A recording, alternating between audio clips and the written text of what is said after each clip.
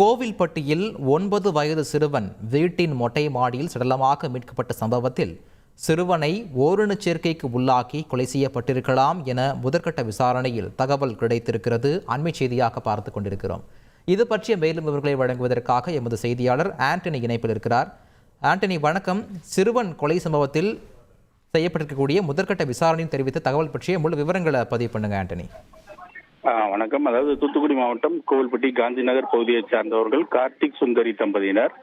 இவங்க கூலி வேலை செஞ்சுட்டு வராங்க. இவங்களுக்கு மணிகண்டன் மற்றும் கருப்பசாமி அப்படின்ற 2 மகன்கள் உள்ளனர். கருப்பசாமி 5வது வகுப்பு படித்து வந்த நிலையில நேற்று திங்கட்கிழமை காலையில இருந்து காணாமல் போனாரு. இந்நிலையில இன்று செவ்வாய்க்கிழமை காலையில வீட்டு அருகே உள்ள மொட்டை மாடியில சடலமாக மீட்கப்பட்ட நிலையில காவல்துறையினர் தீவிர தேடுதல் பணியில ஈடுபட்டாங்க குற்றவாளிய. இந்நிலையில அதே பகுதியை சார்ந்த 2 பேரை கைது செய்து காவல்துறையினர் தனித்தனி இடங்கள்ல வச்சு விசாரணை மேற்கொண்டு வந்தாங்க.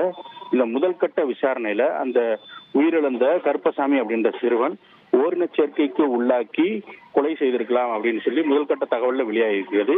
இது சம்பந்தமா காவல்துறையினர் மேலும் அந்த 2 பேரிடம் விசாரணை மேற்கொண்டு வராங்க.